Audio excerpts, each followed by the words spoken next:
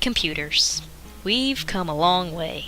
Computers are, in the literal sense of the word, a device that computes, something that reads code.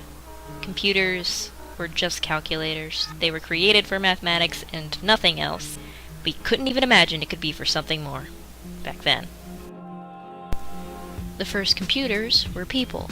It was just an occupation, and people, mostly women, just sat around and made calculations all day. They were a calculator in the most basic sense of the word. Yes, even the abacus and the wind-up Pascaline are computers, or at least the start of it. Computers are here to make life easier for you, and math was the first thing everyone wanted to be easier. In 1801, this loom was the first instrument that actually started reading code. It's just a bunch of punched cards, but nonetheless, it's a machine and it's actually reading back what you want from it. It wasn't until 1942 that a computer started coding binary.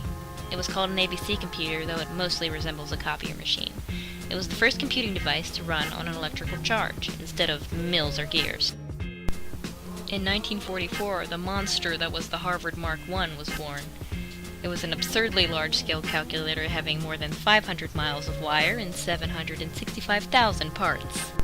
It was a big step in the computer world, considering it wasn't limited to simple multiplication and could do virtually any mathematical problem. Our computers nowadays have this kind of smarts, but thankfully, it doesn't take up a whole room. The UNIVAC improved the census machine in 1951. It was the first high-speed computer, and its magnetic tape could read at a speed of 12,800 characters per second.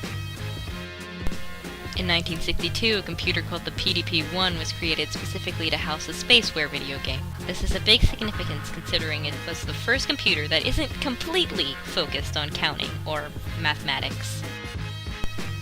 And then we got a mouse, but I'm not going to talk about it because it's not a computer. Because you know what happens? In 1969, the internet, that's what happens.